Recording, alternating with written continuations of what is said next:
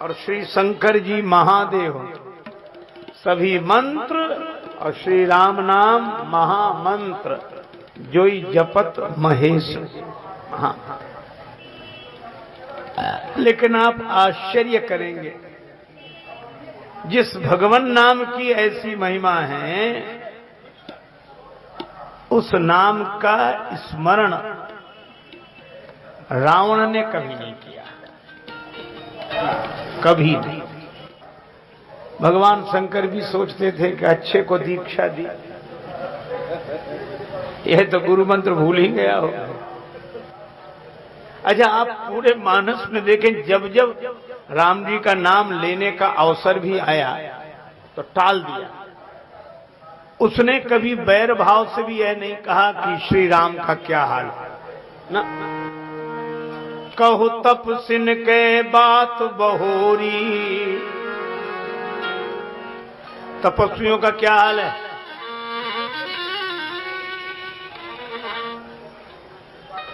अरे राम जी को लक्ष्मण जी तक का नाम नहीं लेता। लघु तापस कर बाग बिलासा,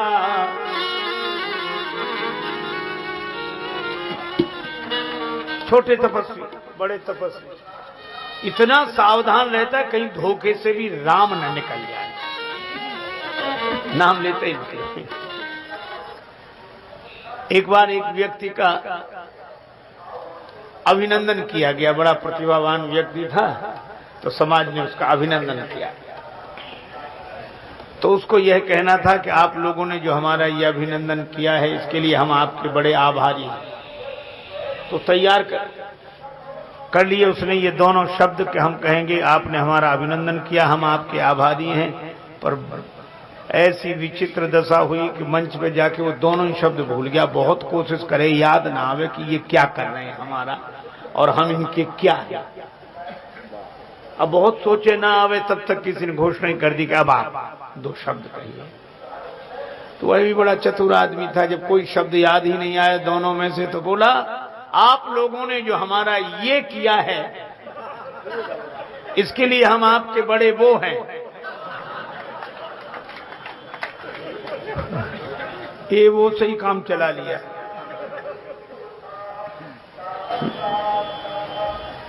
जैसे संत जन भजन कर रहे हो तो भगवान के नाम से ही काम चला लेते है ना, और कोई नाम ना लेना। ऐसे करे सियाराम, अरे सीताराम, जरा सीताराम, भगवान के नाम से ही काम चला लेते हैं, दूसरा कोई नाम ना लेना पड़े। और रावण दूसरे ही नामों से भले ही काम चला ले, पर राम जी का नाम ना लेना पड़े। लघु तापस कर, और धन्य है श्री राम और धन्य है श्री राम नाम, ऐसे का भी उद्धार हो गया, ऐसो को उद्धार जग लेते। लेकिन एक अद्भुत बात है, रावण ने जीवन भर राम जी का नाम नहीं लिया, लेकिन जब मरने लगा, मरते मरते बोला पहली बार, गरजऊ मरत घोर रव भारी, कहाँ राम रनहतो पटाई। राम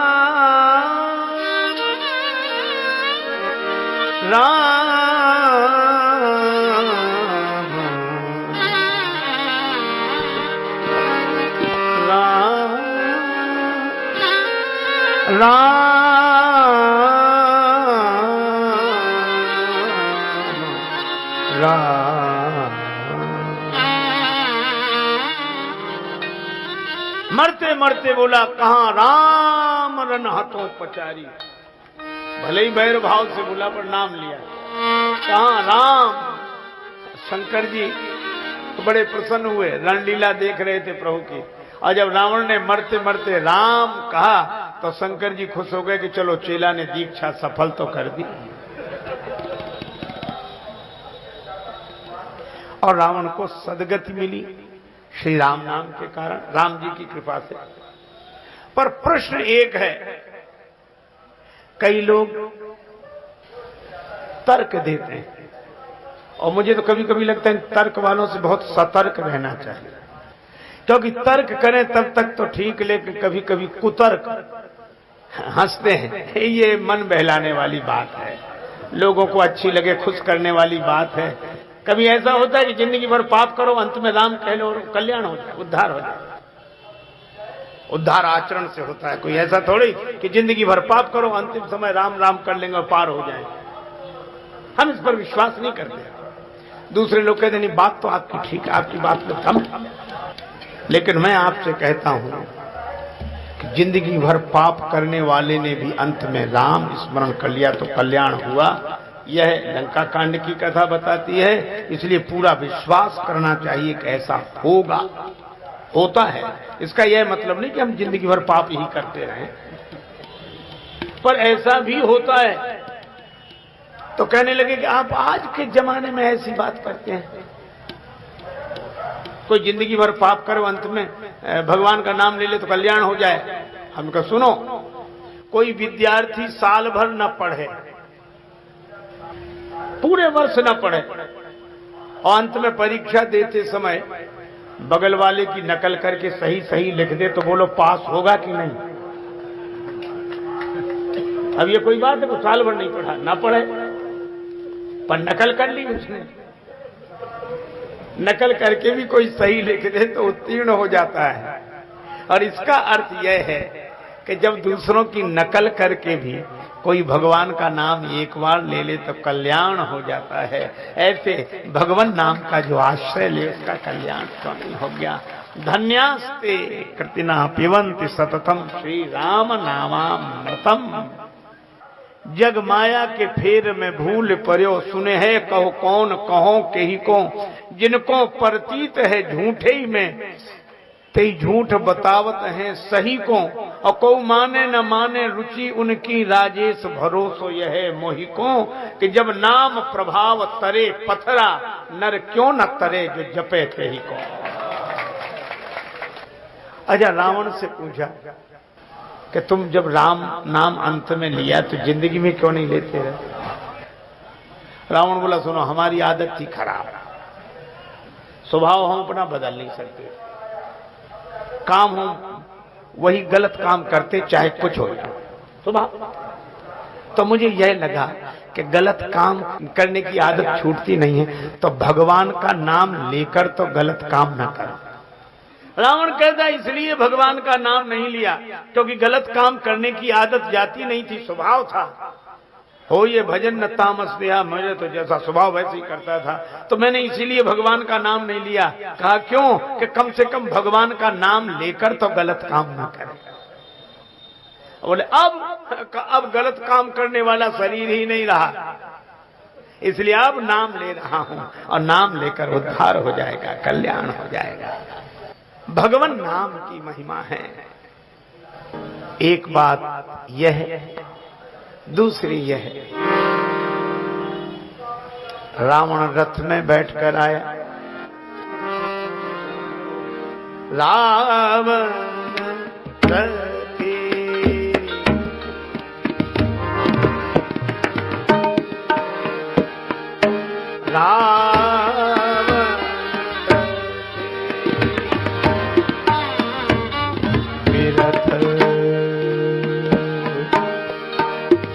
रघुबीर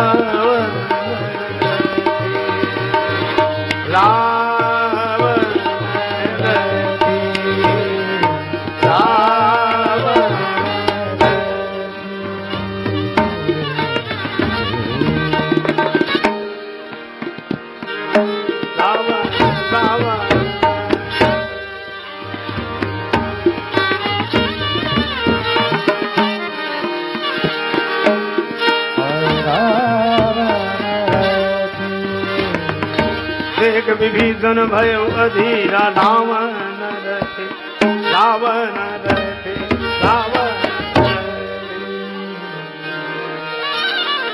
रावण रथ में बैठकर आए और श्री राम जी के पास रथ नहीं, तन के लिए कवच नहीं, श्री चरणों में पादत्राण नहीं। विभीषण जी यह देखकर अधीर हो गए। देख विभीषण भयउ अधीरा। श्री राम जी से कहा कि प्रभु नाथ न रथ नहीं तन पद त्राना, कई विधि जितव वीर बलवाना। रावण रथ में बैठा है, तन को सुरक्षित रखने के लिए कवच धारण किया है, पादत्राण है, शस्त्र अस्त्र हैं, पूरी तरह सुरक्षित। और आपके पास न रथ है, न पादत्राण है, न तन को सुरक्षित रखने के लिए कोई कवच है। जीतोगे कैसे? कहीं भी नहीं जीता हो। भगवान मुस्कुराए। अच्छा, ये स्वाभाविक होता है कि एक और साधन दिखाई देते हैं और दूसरे ओर कोई साधनहीन दिखे तो लगता है कि तुम्हारे पास साधन ही नहीं है, उनके पास साधन ही साधन है, जीतोगे कैसे उन्हें? लेकिन एक बात मैं आपसे कहूं, क्या हमारी दृष्टि साधन ही देख पाती है, ससीम को ही देख पाती है। पर विभीषण जी यह नहीं देख पाए कि रावण के पास साधन तो हैं और राम जी के पास साधन नहीं है, लेकिन एक अंतर है, क्या रावण के पास साधन है और राम जी के पास साधना है। साधन दिखते हैं भौतिक दृष्टि से, पर साधना नहीं दिखती। भगवान ने कहा कि साधन भौतिक सुख सुविधा दे सकते हैं, पर इस वीर बलवान मोह दशमौली अज्ञान रूपी रावण पर विजय पाने के लिए, मोह पर विजय पाने के लिए जिस रथ की आवश्यकता है वह दूसरा है। उस रथ में तो मैं बैठे हूं। अच्छा, कौन सा रथ है वो? सौरज धीरज तीरथ चाका सौरज रथ चाका सौरज धीरज सत्यशील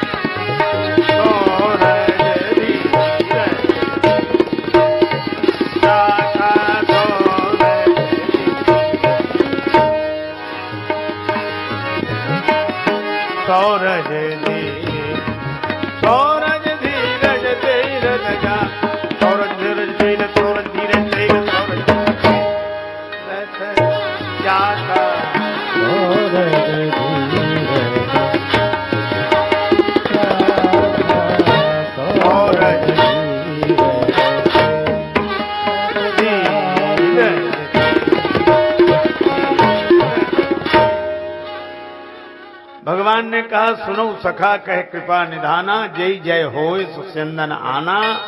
इस अधर्म पर, अज्ञान पर जिस रथ में बैठकर विजय प्राप्त की जा सकती है वह रथ दूसरा है, उसको बोलते हैं धर्म रथ। अच्छा महाराज, तो भगवान ने कहा कि मैं तो धर्म रथ में बैठा हूं। और कितनी अद्भुत बात है, इसके पास कितने भी साधन हो पर यह अधर्म के रथ में बैठा है। और मेरे पास कोई साधन नहीं पर मैं धर्म के रथ में बैठा हूं। और यह तो धर्म ततो जय, गीता में यही कहा, जहां धर्म वहीं विजय। अजा महाराज श्री विभीषण जी ने कहा कि प्रभु आप जिस धर्म रथ में बैठे हैं वो दिख तो नहीं रहा है। भगवान ने कहा हमें साफ साफ दिख रहा है।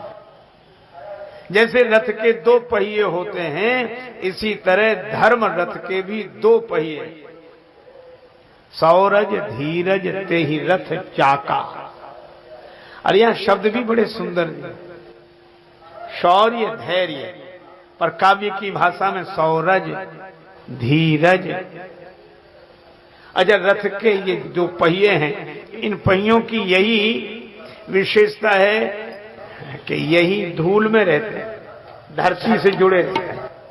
रथ के और अंग धरती से नहीं जुड़ते, पर रथ के पहिए धरती से जुड़े, और धरती से जुड़े तो धूल से जुड़े, और धूल को रज बोलते हैं। इसलिए ये दो पहिए सौरज धीरज दोनों रहते हैं रज में, सौरज और धीरज। ये सौरज धीरज ते ही रथ चाका। और कितना सुंदर संकेत है, शौर्य और धैर्य। हमारे जीवन में दोनों की आवश्यकता है, शौर्य की और धैर्य की। अच्छा, प्राय यह होता है कि जिनके पास शौर्य होता है उनके पास धैर्य नहीं होता है। शक्ति है तो बस उसको प्रदर्शित करने को उतावले रहते। आदमी बताना चाहता है मुझ में इतना, मुझ में। एक आदमी को मिल गई अंगूठी, बड़ी कीमती थी, सोने की अंगूठी। सो महाराज इस उंगली में पहने, और जहां जाए जिससे भी बात करे तो ऐसी पूछे। अब ऐसे, और भाई साहब किसी पूछे तो ऐसे उंगली दिखा, और भाई साहब क्या हाल, और भैया ठीक, परिवार में सब ठीक, ताकि लोग देख लें कि बाजार में भी जाए तो ये किस भाव दिया, ये किस भाव, ताकि कोई पूछे, और ना पूछे तो बता तो दें कि हमारे पास इतना है। एक पंडित जी की थी मिठाई की दुकान। पंडित जी बड़े स्वस्थ शरीर वाले, धोती पहने ऊपर चदरा ओढ़े बैठे। वहां गया और पंडित जी ये लड्डू क्या भाव दिए, ये पेड़ा, ये बर्फी। वो समझ गए किसी मिठाई नहीं लेना, ये अंगूठी दिखा। सो वो इतना बड़ा बाजू बंद बांधे थे सोने का, तो उन्होंने चद्दर हटाया और ऐसे दिखा कि बोले साहब एक ही भाव है, जो लेना हो तो ले। अच्छा, जिनके पास ताकत होती उन्हें खुजली लगती है कि हम बताएं। अच्छा, आदमी बिना बताए रह नहीं पाता, कुछ भी शक्ति मिल जाए। नारद जी ने कामदेव को जीत लिया भगवान की कृपा से, तो भगवान की कृपा से जीत लिया तो भजन करो ना, बताना चाहिए। किसी हमारे अलावा काम को किसी ने जीता? शंकर जी ने जीता। हाँ, शंकर जी जीते, लेकिन थोड़े पास, वो भी ऊपर कम नंबरों से हुए। क्यों? उन्होंने काम को तो जला दिया, लेकिन क्रोध तो आ गया। पर बारे नारद भयो न नारद मन कछु रूसा, हमें क्रोध भी नहीं आया, तो चलो कम से कम शंकर जी को तो बताएंगे। और शंकर जी ने देखा कि नारद जी आए हैं तो श्री राम कथा सुनने को मिलेगी। धन्य भाग जब संत मिले। पर उन्हें क्या पता, राम कथा सुनने बैठे और वहां श्री तुलसीदास जी व्यंग करते, रामचरित नहीं मार चरित शंकर ही सुनाए। अब शंकर जी कुछ नहीं बोले, राम कथा सुनना चाहते। नारद जी बोले आजकल हम नई कथा करने लगे। नई कथा? शंकर जी ने कहा कथा भी नई होती है, भगवान तो नित्य परम पुरातन नित्य नूतन, भगवान की कथा भी परम पुरातन नित्य नूतन। देखो भगवान की कथा, भगवान कभी पुराने नहीं पढ़ते, भगवान का नाम पुराना नहीं पड़ता, भगवान की कथा भी पुरानी नहीं पड़ती। आज आप देखो, सवेरे सवेरे आदमी प्राय गांव की शहरों की बात बता रहे, यहाँ की बात नहीं कह रहे। आजकल लोग सवेरे जागते नहीं है, जगाए जाते हैं। और जगाता कौन है? चाय। चाय ना हो तो जगे ही नहीं। अच्छा, लोग भी जो चाय मानो इसी के लिए जगे थे। अच्छा, चाय पीने के बाद आदमी पहली बात कहता है आज अखबार आए। अच्छा, गलती से एक दिन पुराना अखबार, एक दिन पुराना, कितनी आलस में हो जमाई ले रहा हो और उसको देखेगा इतनी बुरी तरह फेंकता है। अरे ये तो कल का है, आज का। आज इतनी प्रगति हुई है पर आदमी एक दिन पुराना अखबार पढ़ना स्वीकार नहीं करता। पर क्या कारण है कि युगों पुरानी भगवान की कथा लीला प्रसंग सभी जानते हैं, पर क्या कारण है कि फिर भी रोज रोज हर पल सुनने का मन होता है, ये कथा और सुनने को मिले और सुनने को मिले। अरे अखबारों में भी घटनाएं होती हैं, किताबों में भी घटनाएं होती हैं, लेकिन यह श्री राम कथा पुरानी नहीं पड़ती। यही हमारे श्री राम जी के भगवान होने का प्रमाण है। युग बीत गए, आरत श्री रामायण जी की, आरत श्री। आज तक किसी ने अखबार की आरती अमर उजाला की, खबरें देने वाला की। भगवान की कथा कभी पुरानी नहीं पड़ती। इसलिए श्री तुलसीदास जी ने इन्हें गंगा जी कहा। पूछे रघुपति कथा प्रसंगा, सकल लोक जग पावनी गंगा। गंगा जी कितनी पुरानी है, लेकिन उसके साथ कितनी नई है। पुरानी इतनी कि भगवान जब विराट बने, बामन से विराट बने और उनका चरण धो लिया ब्रह्मा जी ने, ब्रह्मा जी के कमंडल में गंगा जी जन्मी, इतनी पुरानी।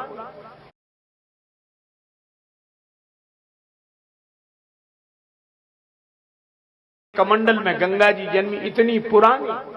और नई कितनी, जिस जल में डुबकी लगाओ दूसरी डुबकी उसी जल में लगाने को नहीं मिलती, तब तक जल बह जाता है। बल्कि डुबकी लगाते ही जब सिर ऊपर आता है तो दूसरा जल होता है, इतनी नूतन। इसी तरह यह श्री राम कथा है, इतनी पुरानी, फिर भी डुबकी जिस जल में लगाते हो वह भाव नित्य नया, नित्य नया। यही राम कथा की विशेषता है। पर नारद जी तो दूसरी कथा सुनाने लगे। उन्हें तो अपनी, तुलसीदास जी कहते हैं कि अगर कथा सुननी है तो समर विजय रघुवीर के चरित ये सुनहि सुजान। भगवान की विजय की कथा सुनो कहो, लेकिन नारद जी तो अपनी विजय की कथा सुनाने लगे कि कैसे हमने विजय पाई। हालांकि एक आदमी बोला कि हम ऐसे ही बैठे रहे, लोगों ने गोलियां चलाई, बाण छोड़े, गोले छोड़े, हमारा कुछ नहीं बिगड़ा। अच्छा, और रावण कुछ किया नहीं, हम तो बैठे थे। एक का कमाल हो गया, गोली, तीर, तरकस, भाला, बर्छी, किसी का प्रभाव नहीं पड़ा ना। कहां बैठे थे? किले में, फाटक बंद थे, चारों तरफ मजबूत दीवाने थे।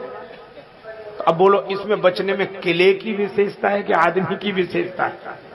किले से बाहर निकले होते तो पता लगता है। तो नारद जी बच गए, क्यों? किले में बैठे थे। सीम की चाप सकई को उतासु, बड़ रखवार रमापति जासु। लेकिन विशेषता अपनी दिखी। जब व्यक्ति को कुछ भी मिले तो प्रदर्शन करना चाहता है, शौर्य का प्रदर्शन, धैर्य नहीं है उसमें। प्राय ये अपवाद तो होते ही हैं, लेकिन यह देखा जाता है शौर्य का प्रदर्शन। कई बार लोग कहते हैं कि वो तो हम हैं, या हम ना हो तो फिर क्या हो? बात सही है।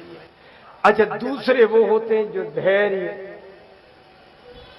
जिनमें धैर्य तो है, वे शौर्य है ही नहीं। तो वे धैर्य न रखें तो करें क्या? तो धैर्य रखना मानता है कि मजबूरी है। एक आदमी को मैं जानता हूं, बहुत दुबला पतला, कृष्ण काया उनको प्रारब्ध से मिली है, एक एक नस नाड़ी दिखती है। क्रोध बहुत आता है उन्हें, किसी से झगड़ा हो गया तो पिट कर आए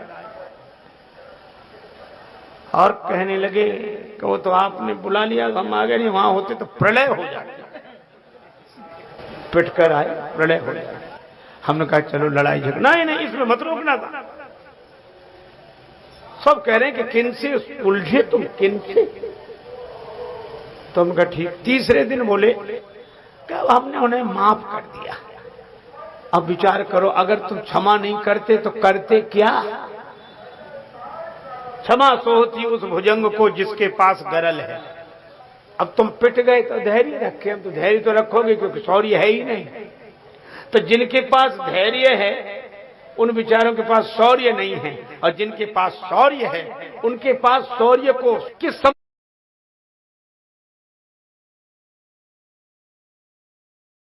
के पास शौर्य है, उनके पास शौर्य को किस समय प्रयोग किया जाए इसका धैर्य नहीं है, इसलिए सफलता उसे मिलती है। एक रथ का पहिया नहीं चलता, दोनों होने चाहिए, शौर्य और धैर्य। शक्ति का प्रयोग करें, लेकिन कब? सौरज धीरज ते ही रथ चाका, दोनों चाहिए, शौर्य भी और धैर्य भी। सत्यशील दृढ़ ध्वजा पताका, डंडा झंडा सत्यशील। अच्छा, झंडा कितने ही महान हो, कितने ही पूज्य हो, डंडा न लगा हो, आकाश में लहरा सकता है? झंडा कितने ही महान, कितने ही पवित्र, कितने ही पूज्य, डंडा न लगा हो तो आकाश में लहरा नहीं सकता। अच्छा, हम खूब गीत गाएं, झंडा ऊंचा रहे हमारा। अच्छा, हम लोग खूब गीत गाएं, झंडा ऊंचा रहे हमारा। अच्छा, विचार करो, जब सत्यशील दृढ़ ध्वजा पताका, झंडा कितना ही महान हो, कितना ही कोमल, कितना ही पूज्य, डंडा न लगा हो तो आकाश में नहीं लहरा सकता। हम खूब गीत गाते रहे, झंडा ऊंचा रहे हमारा, और डंडा ही ऊंचा नहीं होगा तो झंडा क्या ऊंचा होगा? अच्छा, कोई झंडे की पूजा करना चाहे तो पहुंच सकता है?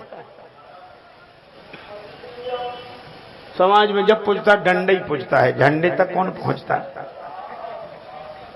लेकिन एक बात है, ये डंडा, हमारे यहां दंड का समर्थन है, उद्दंड का नहीं।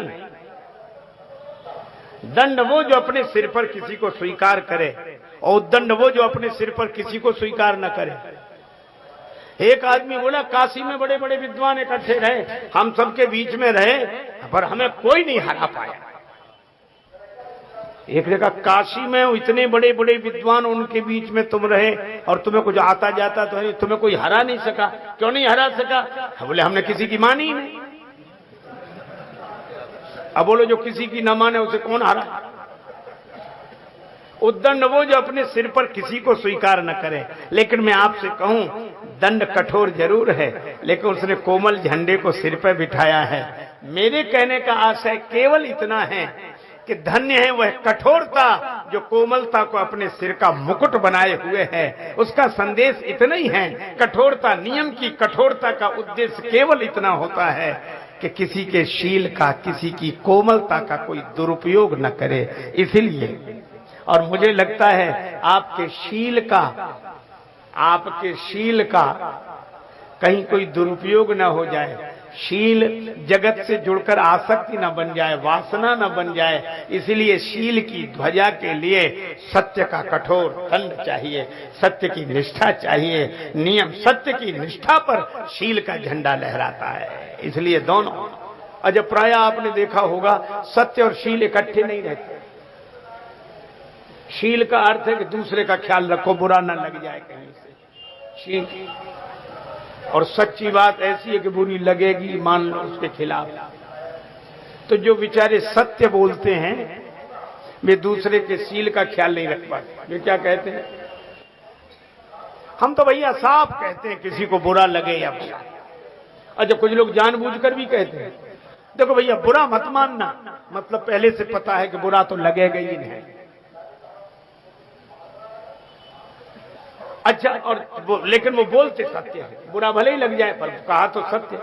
लेकिन दूसरा पक्ष भी है जो दूसरों का ख्याल रखते हैं। अरे भैया आपका कह रहे, आपका राजा हो गया, भीतर जान रहे काहे का राजा दुष्ट है, लेकिन दूसरे को बुरा न लग जाए। अगर शील रखेंगे तो सत्य नहीं बोल पाएंगे, और सत्य बोलेंगे तो शील नहीं रख पाएंगे। पर धर्ममय जीवन उसका है जहां सत्य और शील दोनों हो। तो सत्य और शील का निर्वाह कैसे करें? ये डंडा झंडा एक साथ हो तो इसका निर्वाह। चलो एक उदाहरण, किसी के घर आया एक मेहमान, सवेरे सवेरे का समय, और मेहमान तुरंत जाने लगा कि अब हमको जाना है और वहां पहुंचना है और जरूरी है। तो कहा ऐसे नहीं, बिना खाए पिए नहीं जाओगे, कुछ भोजन बनवाते, भोजन करके जाना। अरे कहा कि नहीं, हम बहुत जल्दी है, तो जलपान कुछ बनवा दें, पकौड़ी मकौड़ी कुछ। नहीं भाई, हम बहुत जल्दी है, तो ऐसे नहीं जाने देंगे। उसने अपने बेटे को बुलाया, 10 रुपए दिए कि जाओ बाजार से गरम गरम जलेबी ले आ। बेटा गया, पिता ने कहा सुनो, गरम गरम का अर्थ समझते हो? का समझाओ, का जैसे ही कड़ाही से निकले वैसे ही ले आना। बेटा गया, हलवाई जलेबी बना रहा था, तो उसने कड़ाही से जलेबी खूब अच्छी तरह सेक कर निकाली और दूसरी कड़ाही में डालने लगा, चाशनी वाली। बेटा बोला, ये क्या करते हो? पिताजी ने कहा था कि जैसे ही कड़ाही से निकले वैसे ही ले आना। अच्छा आप सोचो, अगर एक ही कड़ाही की निकली हुई जलेबी ले जाए तो जलेबी कच्ची तो नहीं है तो सच्ची, खरी सिकी है, लेकिन उसमें कोई स्वाद नहीं होगा। तो करना क्या चाहिए? का उसको चाशनी में डुबाएंगे तो फिर मीठी हो जाएगी। इसी तरह अपनी वाणी की जलेबी को सत्य की कड़ाही में खरी सेक कर जब सामने वाले को दे तो सील की चाशनी में डुबो कर देना चाहिए। यह इसका संबंध है। एक सज्जन कोई गजल सुना रहे थे, उसकी एक लाइन हमें याद रह गई, कहता तो है वो भले की लेकिन बुरी तरह, कहता तो है भले की लेकिन बुरी तरह। तो दूसरे शायर ने बड़ी अच्छी बात कही कि शारीरिक संरचना में प्रत्येक अंग में प्रकृति ने अस्थि का उपयोग किया। हड्डियों का ढांचा है ये शरीर, लेकिन ये जीभ ऐसी है कि इसमें हड्डी नहीं लगाई। क्यों? कुदरत को ना पसंद है सख्ती बयान में, इसीलिए तो दी नहीं हड्डी जबान में। इसलिए सच्ची बात भी शील।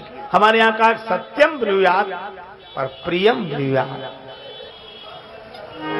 देखो भाई, अब उदाहरण भी बड़ा सुंदर दिया जाता है।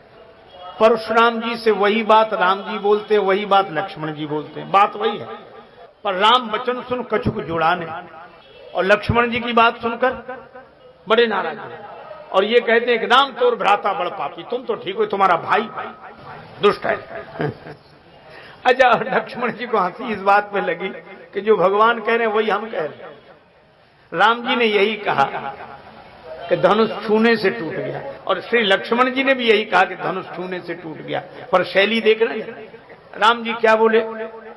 छुअत ही टूट पिनाक पुराना, मैं कही हेतु करूं अभिमान। महाराज, पुराना धनुष छूने से टूट गया, मैं क्यों अभिमान करूं कि मैंने तोड़ दिया। परशुराम जी प्रसन्न हुए, कितनी नम्रता है। और यही बात लक्ष्मण जी करे, जरा शैली देख रहे। छुअत टूट रघुपति न दोषु, मुनि बिनु काज करिए कत रोसु। धनुष छूने से टूट गया, राम जी की क्या गलती है? इतनी देर से आंखें दिखा रहे हो, बेकार क्रोध कर रहे हो। इसका अर्थ यह है कि लक्ष्मण जी एक ही कड़ाही की निकली जलेबी देते हैं, पर राम जी कहते हैं कि ठीक है, लक्ष्मण जी जो कहते हैं वो सत्य नहीं, परम सत्य है। लक्ष्मण जी है महाराज, लेकिन भगवान कहते हैं सत्यशील दृढ़ ध्वजा पताका। ये सही है कि डंडे के आधार पर ही झंडा लहराता है, लेकिन यह भी सही है कि झंडे के बिना डंडे की कोई शोभा नहीं। सत्य के आधार पर शील लहराए, लेकिन शील के बिना सत्य की कोई शोभा नहीं। इसलिए सौरज धीरज तेई रथ चाका, सत्यशील दृढ़ ध्वजा पताका।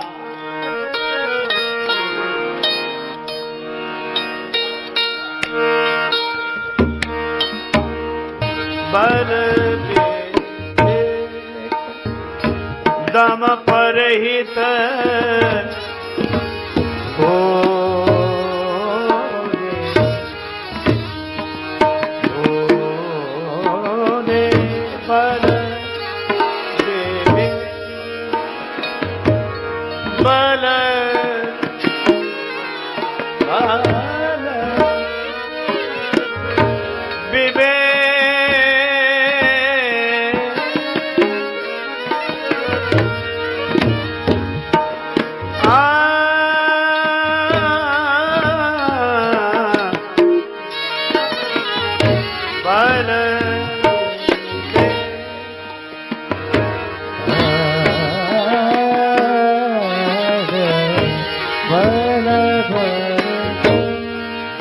विवेक दम परिहित गोने क्षमा कृपा समता नज जो।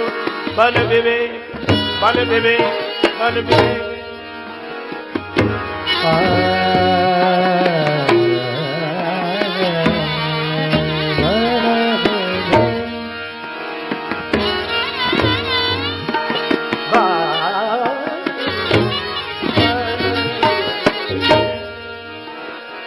बल विवेक दम परहित घोरे।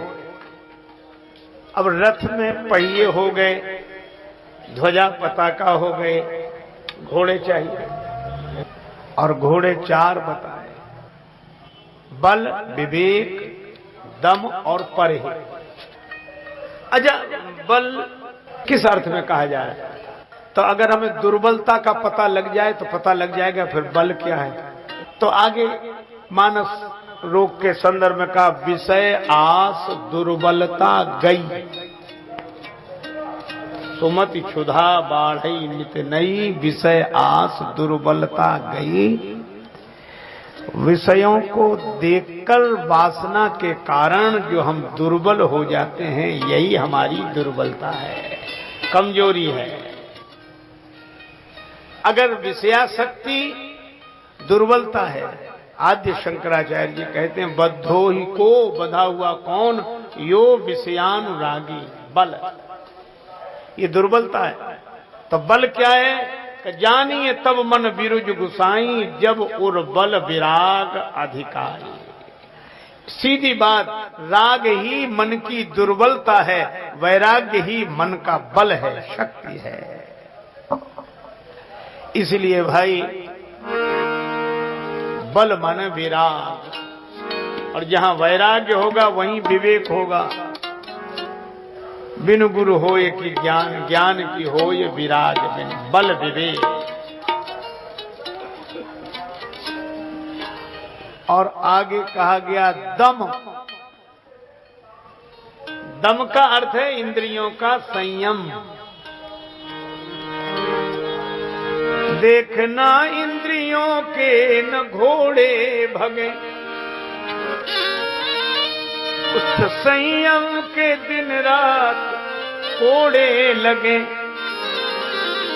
जीवन रथ को सुमार्ग चलाते चलो, कृष्ण गोविंद गोपाल गाते चलो, कृष्ण गोविंद गोपाल गाते चलो, कृष्ण गोविंद गोपाल गाते, कृष्ण गोविंद गोपाल गाते चलो।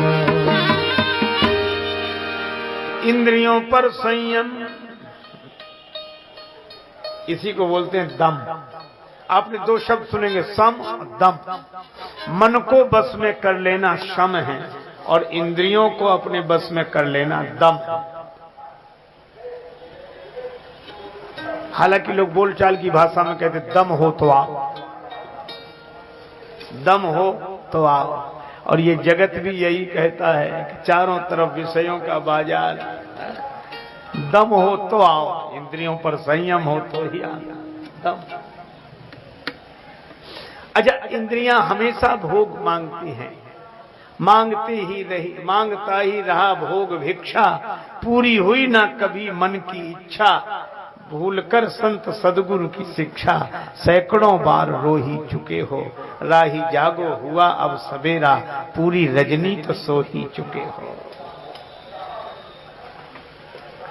अच्छा, आप कितने कितने, अच्छा आंख आज तक थकी रूप देख देख के, दृश्य देख देख के। कान आज तक नहीं थके। आंख थकने लगती, आदमी चश्मा बनवा लेता है, कान थके मशीन लगवा लेता है, और थकता नहीं है। एक महात्मा बड़ी बढ़िया बात सुना रहे थे। एक राजा था, राजा के पास थी एक बकरी। राजा ने इनाम लगाई, पुराने जमाने में बहुत होता, 1000 रुपया इनाम, जो इस बकरी को खिला पिला के तृप्त करके लाए। बहुत लोग चेष्टा करें, दिन भर खिलाएं बकरी को, दिन भर, और अंत में जब जाए तो राजा परीक्षा करे, खिला लाया, देखो महाराज पूरे दिन भर हम भूखे रहे पर इसको खिलाया। अच्छा, राजा बोला लाओ। सो एक हरे हरे पत्तों की डाली रखता, वो दिखाता बकरी। बकरी की तो आदत, चाहे दिन भर चरा, और फिर हरी हरी पत्ती दिखे तुरंत मुंह मारे। राजा कहते देखो रह गई भूखी कि नहीं, कोई नाम नहीं, जाओ। गांव भर परेशान, बहुत लोग ले गए, बकरी तृप्त नहीं। एक महात्मा किसी भक्त के यहाँ ठहरे थे, उन्हें पता लगा तो बोले सवेरे हम जाएंगे। राजा ने देखा संत आए, बड़ा प्रणाम किया, बोले ये सब ठीक, कुशल मंगल, आशीर्वाद, तुम्हारी बकरी आज हम तृप्त करके लाए। अरे बोले महाराज आप चिंता नहीं करना, आप तो इनाम तैयार रखना। बस महात्मा ले गए बकरी को वन में चराने के लिए, और एक हरे भरे पत्तों की डाली ले गए, एक डंडा चराया तो कुछ नहीं, बकरी को दिन भर अभ्यास कराया, ऐसी डाली दिखाएं हरे हरे, सो बकरी जैसी मुंह मार से एक डंडा, उधर से मुंह मार से उधर डंडा, दिन भर यही अभ्यास। बेचारी बकरी का पेट तो चिपक, मुंह फूल गया। शाम को ले आए, बकरी डगमग डगमग कर। राजा ने कहा ये क्या हाल, बोला आप तो परीक्षा लो, तृप्त है बकरी। और राजा ने वो दिखाई हरे भरे पत्तों की डाली, वो तो दिन भर का अभ्यास था बेचारी। सो जैसी पत्ते, उधर महात्मा खड़े डंडा लिए, सो जैसी दिखा जो उधर मुंह कर ले, और उधर दिखा फिर मुंह कर ले। राजा बोला कि बकरी तो तृप्त हो गई, लेकिन किया कैसे? बोले आप तो इनाम दो। राजा ने इनाम दिया कि महाराज आप तो बताओ। बोले ऐसे थोड़े, ये दिन भर क्या कई दिन चराओ, कभी तृप्त नहीं होगी। बोले जरूरत भर का खिलाओ, बाकी डंडा उठाओ। वो तो एक बकरी थी, यहां तो 5 बकरियां हैं। आंख को रूप का भोजन चाहिए, कान को शब्द का भोजन चाहिए, नासिका को गंध का भोजन चाहिए, रसना को स्वाद का भोजन चाहिए, और त्वचा को स्पर्श का भोजन चाहिए जीवन भर। लेकिन परीक्षा होती अंत में। अंत में अब तो कोई इच्छा नहीं रह गई, इच्छा ही तो रह जाती। इसलिए पुनरपि जननम पुनरपि मरणम पुनरपि जननी जठरे शयनम, ये संसारे खलु दुस्तारे कृपया पारे पाहि मुरारे, भज गोविंदम गोविंदम भज मूढ़ मते। और इसीलिए भैया एक बड़ी सुंदर सहज सीधी सी बात है, इंद्रियों पर संयम यही है दम। श्री तुलसीदास जी कहते हैं, बुझे कि काम अगनि तुलसी, कहूं विषय भोग बहु घी पे। तो दम का अर्थ है इंद्रियों का संयम। अच्छा, इन इंद्रियों को क्या क्या बोलते हैं? संस्कृत में इंद्रियों का नाम है गो। और मुझे कभी कभी लगता है कि गो नाम बिल्कुल ठीक है, क्योंकि अंग्रेजी का एक शब्द गो, गो माने जाओ, गो तो जिसके द्वारा मन बाहर जाता हो। नेत्र कहते रूप देखना, गो दरवाजा है, सब सुनना, कान कहता गो, जाता ही रहता मन इससे बाहर, कभी बैठता ही नहीं, कभी इस दरवाजे से। इसको श्री कबीरदास जी ने बड़े सुंदर रूपक में प्रस्तुत किया है। वे क्या कहते हैं? सैया निकसी गए मैं ना डरी, सैया निकसी गए मैं ना डरी, सैया निकस गए मैं ना डरी। ना मैं बोली ना मैं चाली, ना मैं बोली ना बोली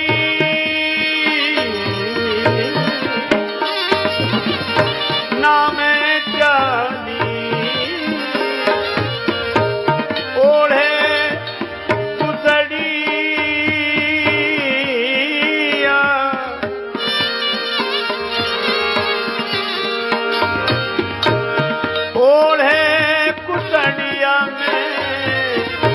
अकेली खड़ी सैया निकल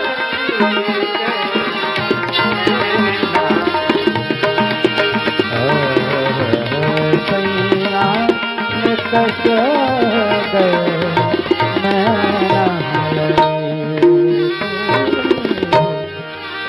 ये सैया कौन?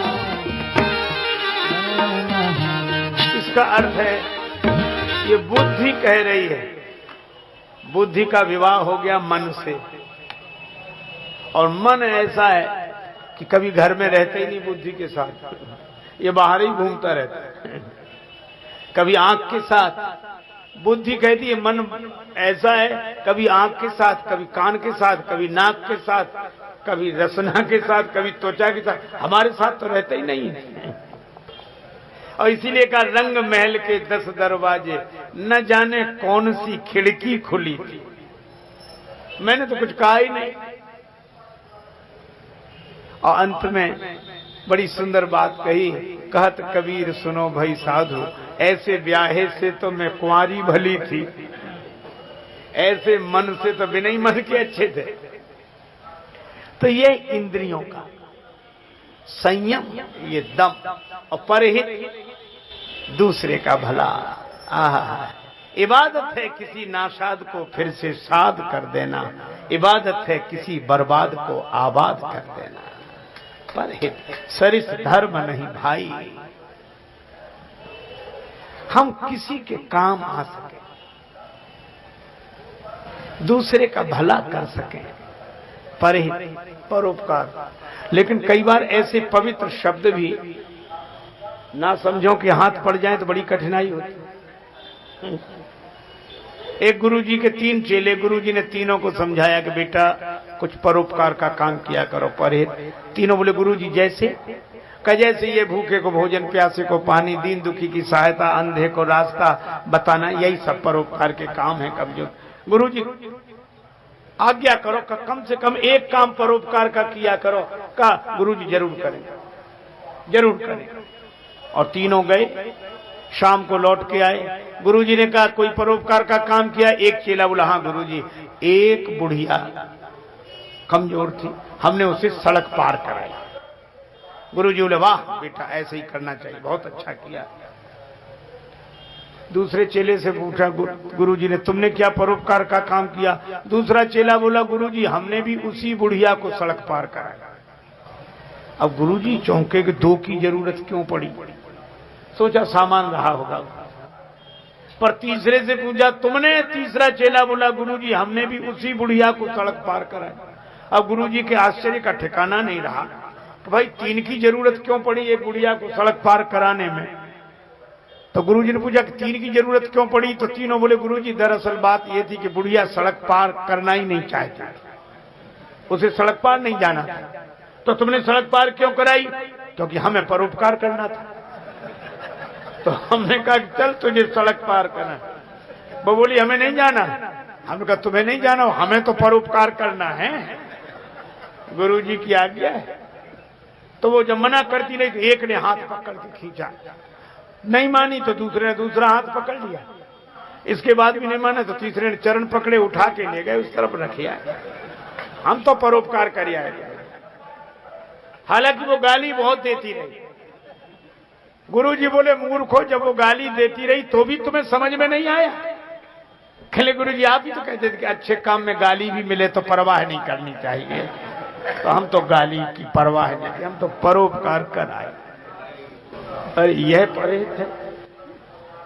देश काल पात्र के अनुसार अपनी सामर्थ्य शक्ति श्रद्धा के अनुसार दूसरे का भला करना, यह परोपकार है। और यह धर्म है। धर्मरथ परहित सरिस धर्म नहीं भाई, पर पीड़ा सम नहीं अधमाई। तो बल विवेक दम परहित घोरे, धर्म रथ को चलाने के लिए ये 4 अश्व चाहिए। एक आदमी अपने घोड़े पर बैठा कहीं से निकला तो एक शहर से गली से निकला, ऊपर की मंजिल में एक साइन बोर्ड टंगा हुआ, उस पर लिखा हुआ था बिना पढ़े डिग्रियां ले जाओ, पैसे में बिकती हैं। उसको लगा ये अच्छा चला गया, एमए की डिग्री लेना है 2000, पीएचडी 3000, बीए 1000। ऐसे रेट बनाए महाराज। तो संपन्न आदमी था, तो उसने रुपया दिया, डिग्री मिल गई। कल्पना है किसी। आगे चला, उसने सोचा कि हम स्कूल नहीं गए, पढ़े नहीं, लिखे नहीं, और हमें डिग्री मिल गई रुपए पैसों से। तो उसके मन में आया कि चलो घोड़े को भी दिला। जब बिना पढ़े लिखे मिल रही तो घोड़े को भी। हमारा घोड़ा है इतना, पर इसके लिए हम क्या कुछ रुपए खर्च नहीं कर सकते इस घोड़े के लिए। लौट के आए, बोले घोड़े को दे दो ये रुपए। वो बोला नहीं साहब, घोड़े को नहीं मिल सकती। अरे क्यों नहीं मिल सकती, जब पैसों से मिल रही। चलो ना दो, एमए के बीए के ही दे दो। कहा नहीं दिया जा सकता। तो कुछ भी बोले, बिल्कुल नहीं। कहा क्यों नहीं दिया जा सकता? तो हाथ जोड़कर बोला साहब यहाँ गधों को डिग्रियां मिलती हैं, घोड़ों को नहीं मिलती। इसीलिए ना समझी से विकारों पर विजय नहीं पाई जा सकती। यहाँ वैराग्य का बल चाहिए, विवेक चाहिए, इंद्रियों पर संयम चाहिए और परोपकार का भाव चाहिए। अब ये 4 घोड़े, लेकिन एक अद्भुत बात कही गई इस प्रसंग में। सब सुधी जन, संत जन, विद्वत जन, महापुरुष बैठे हैं, सबका आशीर्वाद है। अच्छा आप देखो, घोड़े तो 4 और रस्सियां 3। बल विवेक दम परिहित घोरे, क्षमा कृपा समता रजु।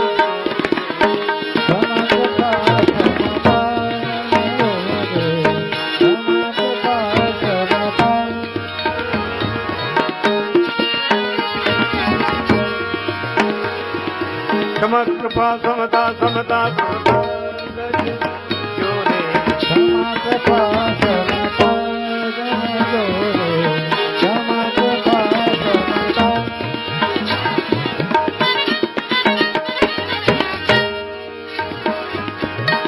क्षमा कृपा समता रजु जोरे, क्षमा कृपा समता रजु जोरे।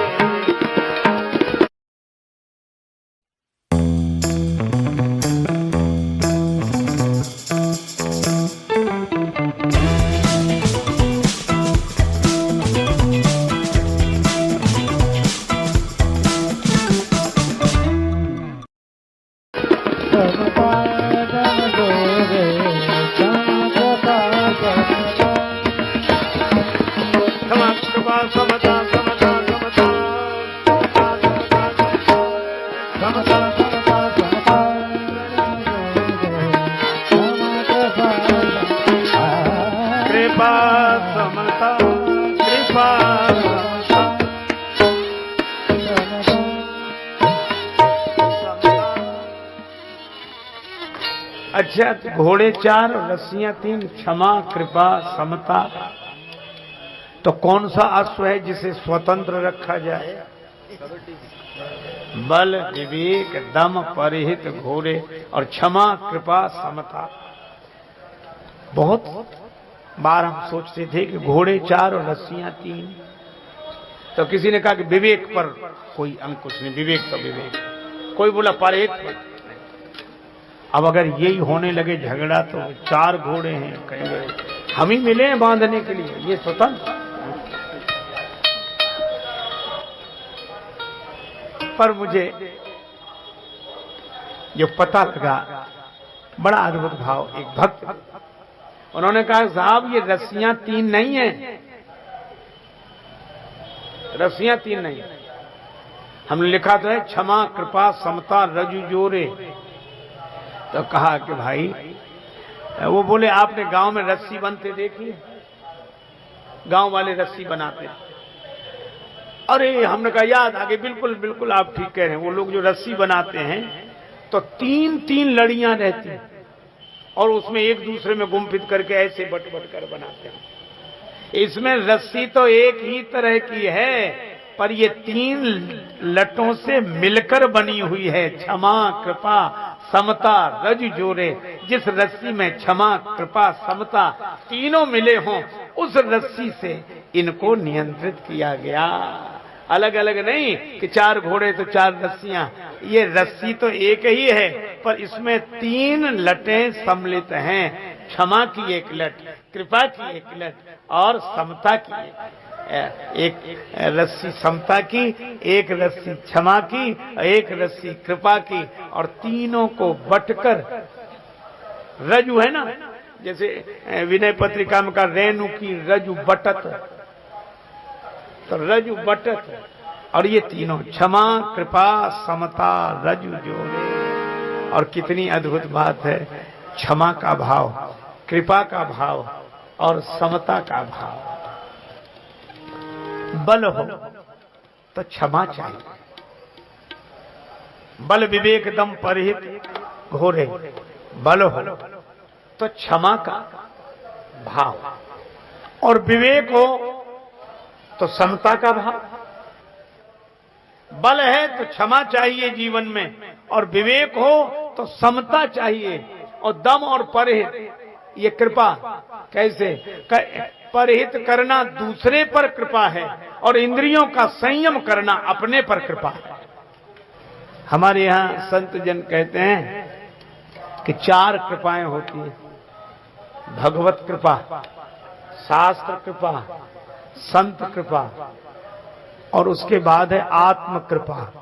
भगवान ने मानव जन्म दिया, श्री अवध में बुलाया, भगवत कृपा, रामायण से राम नाम से जोड़ा, शास्त्र कृपा, भजन करने लगे संतों के साथ आकर, संत कृपा, संत मिल गए। लेकिन अब हम करें नहीं तो कम से कम अपने पर अपनी कृपा तो करें, इसको बोलते हैं आत्म कृपा। इसलिए भाई, इंद्रियों पर संयम, अपने पर कृपा है, और परहित में दूसरे पर कृपा है। इसीलिए बल विवेक दम परहित घोरे, क्षमा कृपा समता रजु जोड़े।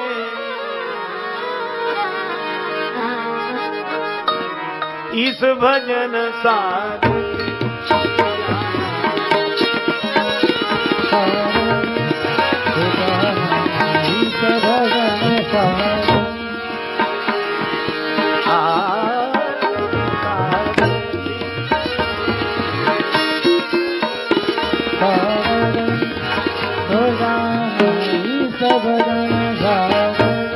भजन सारथी भजन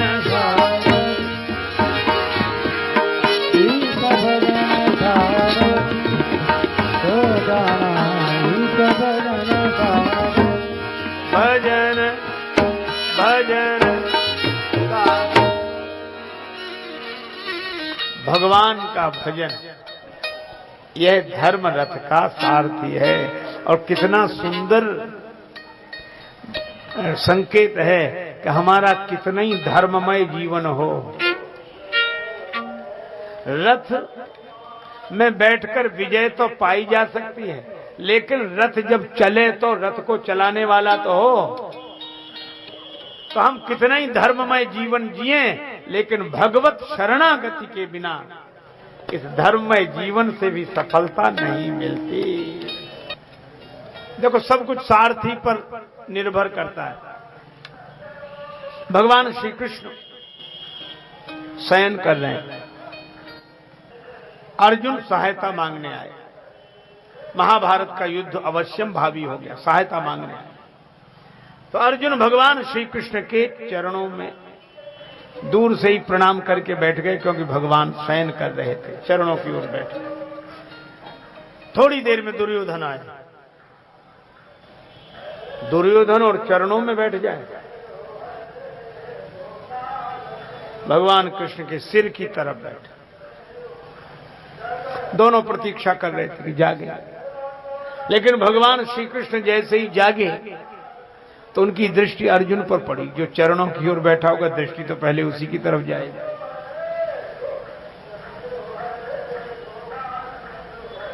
हालांकि अर्जुन बाद में पहुंचे थे, दुर्योधन पहले पहुंच गया, पर पहले पहुंचने के बाद भी सिरहाने बैठा, और अर्जुन बाद में पहुंचे तो चरणों में बैठे। भगवान श्री कृष्ण तो बड़े लीला पुरुषोत्तम है, मुस्कुराकर, अरे अर्जुन कब आए? पीछे से आवाज आई, मैं पहले आया हूं। भगवान, दुर्योधन तुम? हाँ, मैं इनसे पहले आया हूं। भगवान कृष्ण ने कहा कि नहीं जीता जा सकता आपके बिना, कोई भी धर्म युद्ध आपके बिना नहीं जीता जा सकता। हनुमान जी बोले तो जो आज्ञा, लेकिन हम तो राम जी के चरणों में रहते हैं। तो कृष्ण भगवान मुस्कुरा कर बोले कि हमारे सिर पे ही बैठ जाना, पर चलो तो। हनुमान जी ने कहा कि प्रभु जो आज्ञा आप कह रहे हैं तो चलेंगे, लेकिन एक और बात है, क्या हम बिना सत्संग के नहीं रह सकते? कथा सत्संग के बिना रामचरित सुनबे को रसिया, हम बिना कथा सत्संग के रह नहीं सकते। भगवान बोले वहां लड़ाई होगी कि कथा होगी? सत्संग होगा। अर्जुन ने कहा अच्छी जगह ले आए महाराज। भगवान ने कहा अगर कथा हो रही होती तो लड़ाई काहे को होती? कथा नहीं हुई इसीलिए तो, सत्संग नहीं सुना इसीलिए तो महाभारत हो रहा। हनुमान जी बोले चाहे जो हो। भगवान ने कहा युद्ध में कैसे सत्संग होगा? असंभव। हनुमान जी बोले हमारे प्रभु तो युद्ध में भी सत्संग कर लेते। रावण रथी बिरथ रघुवीरा, देख विभीषण भय अधीर, युद्ध के मैदान में। और भगवान कहने लगे जय जय हो सुस्यंदन आना। सत्संग हो रहा युद्ध के बीच में। भगवान कृष्ण बोले अच्छा ये शर्त हम मंजूर करते। अर्जुन ने कहा कि प्रभु कैसे करोगे? भगवान ने कहा चुप रहो। हनुमान जी को लेकर आए और हनुमान जी अर्जुन के रथ की ध्वजा पर विराजमान हुए, इसलिए अर्जुन के रथ का नाम हुआ कपिध्वज। लेकिन हनुमान जी की शर्त थी कि बिना सत्संग के हम नहीं रह सकते, बिना कथा के हम नहीं रह सकते। और इसीलिए हमें लगता है कि अर्जुन के मोह का तो बहाना था, गीता तो भगवान श्री कृष्ण को हनुमान जी को सुनाना था, क्योंकि सत्संग का वचन दिया। अर्जुन के मोह का बहाना, और गीता तो सुनी हनुमान जी ने। और गीता ज्ञान प्रधान ग्रंथ है, और जिन्होंने भगवान श्री कृष्ण के मुख से गीता सुनी हो वे ज्ञानी नाम अग्रगण्य नहीं होंगे तो और कौन अग्रगण्य होगा? गीता। और सचमुच अर्जुन ने ये कहा। अच्छा श्री कृष्णम वंदे जगद गुरु, जगत गुरु हैं श्री कृष्ण। अर्जुन बोल रहे सैनयोरुभयोर मध्ये रथम स्थापित्वा में अच्युत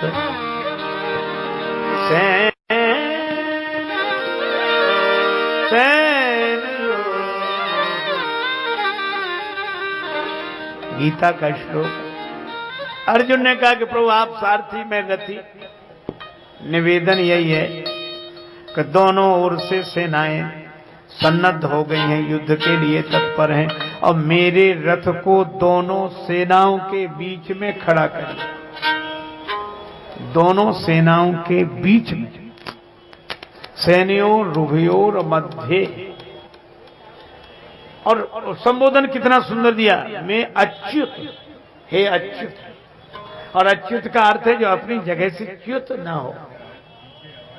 भगवान ने कहा कि मैं तो रथ को बिल्कुल बीच में, ठीक बीच में खड़ा कर दूंगा, लेकिन तुम भी एक बात याद रखना। क्या? बोले तुम भी ठीक बीच में ही रहना, इधर उधर मत होना। और भगवान ले गए रथ को, पर अर्जुन ठीक बीच में नहीं रह पाए। इन परवारियों को मारूं मैं, इनको मारूं इनको। मेरे हृदय में तो साधु होने की इच्छा हो रही। अच्छा साधु होना बुरा है क्या? पर भगवान ने क्या कहा? क्लेब्यम मां स्मृगा महापार्थ, ये नपुंसकता है। अच्छा साधुता, कहीं तो प्रशंसा होनी चाहिए। ये वैसी बात है जैसे एक जज अनेक अपराधियों को फांसी देता रहा हो, मृत्युदंड देता रहा हो अपराध की वजह से, और उसी के सामने किसी दिन संयोग से अपना बेटा ही अपराधी के रूप में आ जाए और वो कहे कि ये तो बड़ा अमानवीय व्यवहार है, व्यक्ति को सुधरने का मौका देना चाहिए और फांसी नहीं और ऐसे नहीं। दया भी तो कोई चीज है, आखिर करुणा भी तो कोई चीज है, मानवता भी तो कोई चीज है। इनसे पूछो इतने दिन कहां गया था ये तुम्हारा ज्ञान? ये मानवता, ये दया करुणा की बात कही जा रही है, लेकिन मूलतः ये न मानवता है, न दया है, न करुणा है। ये बेटे को देखकर जो मोह जग गया है उसके लिए ये सब सारी बातें। अर्जुन ने इतनों को मारा, आज तक दया नहीं लगी, आज तक करुणा नहीं आई, आज तक क्या किसी का रक्त ही नहीं बहा होगा, लेकिन आज अपने ही दिख गए। तो अर्जुन ये नहीं कहते कि मोह हुआ है हमें, अर्जुन ये कहते हैं कि हमें वैराग्य उमड़ रहा है। साथ मोह निशा सब सोवन हारा। मैं आपको बताऊं, जहां गांव में कभी कभी जाने का अवसर मिलता है, शहरों में भी कथाएं होती, देर रात तक कथाएं होती, तो कभी कभी कुछ श्रोता ऐसे होते बेचारे जो कथा में सो जाते हैं। अच्छा ही है जो घर में नहीं सो पाते बेचारे, कथा में सो लेते हैं कम से कम। अच्छा, सोना बुरा नहीं है, ये कोई पाप नहीं हो गया है, अब प्रकृति है, आ गई नींद तो आ गई। लेकिन आपने एक बात देखी होगी, कभी किसी सोने वाले ने आज तक ये स्वीकार नहीं किया कि हम सो रहे हैं, किसी ने। एक बार एक महात्मा कथा करते, एक सज्जन सामने ही बैठे, ऐसे करें बार बार। सब महात्मा जी ने कहा क्यों सो रहे हो? नहीं। फिर सोया। महात्मा जी बोले सो तो रहे हो? बोला नहीं। तो महात्मा जी ने कहा आंख बंद क्यों करते हो? बड़े ध्यान से सुन रहे। मतलब और लोगों को ध्यान है, यही एक ध्यान वाले हैं जो ध्यान से सुन रहे। अब महात्मा भी परेशान, वो माने नहीं कि हम सो रहे और सामने ही सो।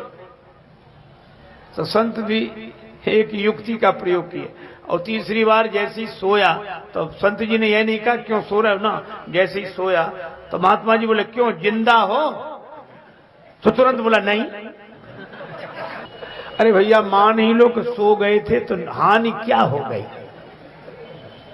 पर कभी कभी तो बड़ी विचित्र घटनाएं घटती है। कम से कम सोए तब तक तो कोई बात नहीं। एक आदमी तो कपड़े की दुकान थी, उसकी दुकानदार था, वो भी कथा में सो रहा, तो सोते सोते सपना भी देखने लगे। उसको लगे कि हम अपनी दुकान पर बैठे हैं, ग्राहक आया है और कथा हो रही है, उसके दो कान तो बंद हैं, सपने में दुकान चल रही है।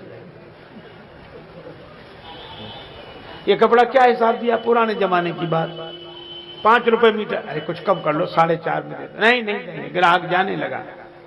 उसने सोचा ग्राहक ही जा रहा सपने में, तो बड़ी मन ही मन बोला ले जा 4.5 में, और 2 ही हाथ पसार, आगे वाले भक्त को कुर्ता दीनो फार। जो बेचारे एक सज्जन आगे बैठे कथा सुन रहे थे, उनका कुर्ता पकड़ा, फर दे, और फर की आवाज उसने देखा तो डांट कर बोले कथा सुनते हो कि कुर्ता फाड़ते हो? बोला और हमारा ग्राहक चला जाता तो? अरे बोले यहाँ ग्राहक कहाँ? अब अरे हम समझ रहे थे कि दुकान में ही बैठे, हमें क्या? आदमी जब इस सोने को स्वीकार नहीं करता कि हम सो रहे। अच्छा, अभिमानी की एक प्रकृति होती है जो माने नहीं। अभिमानी, अरे अभी क्या मानी, जिसने कभी नहीं मानी वही अभिमानी। कभी नहीं। 2 आदमियों में झगड़ा हुआ, एक ने कहा ऐसा तमाचा मारूंगा 3200 दांत नीचे आ जाएंगे, तो दूसरा बोला हम ऐसा तमाचा मारेंगे तुम्हारे 64 दांत नीचे आ जाएंगे। तीसरा बोला क्यों रे 64 होते भी हैं? बोले हम तो जानते थे हम दोनों के झगड़े में तुम तीसरे जरूर बोलोगे। 132 इसके 32 तुम्हारे 64 पूरे। क्या हिसाब है अभिमानी का, जरा ये देखो। एक आदमी से कहा गया 1000 रुपए का इनाम, घोड़े पर बैठकर दिखा दो। घोड़ा ऐसा तुरंत गिरा दिया। वो बोला हम बैठा, घोड़े ने छलांग लगाई, एक हाथ आगे खिसक गया गर्दन पे, तीसरे सिर पे, चौथी बार गिर पड़ा। और जैसे गिरा लोगों ने कहा हार गया हार गया। कहने बोले कौन हार गया? इनाम निकालो। बोले पहले धूल तो झड़ा। बोले काहे हारे ही नहीं हम। फिर बोले हम तो आगे बढ़ रहे थे। आगे बढ़ रहे, जब घोड़ा ही खत्म हो जाए तो हम क्या करें, हम तो आगे बढ़ रहे। यह अभिमानी का गणित है। एक आदमी छत पर टहल रहा, छत पे नीचे से सड़क पे से एक आदमी दूसरा निकला तो अब नहीं सोचे समझे पानी की पीक चला दिया, उस बेचारे के सिर पे पड़ी।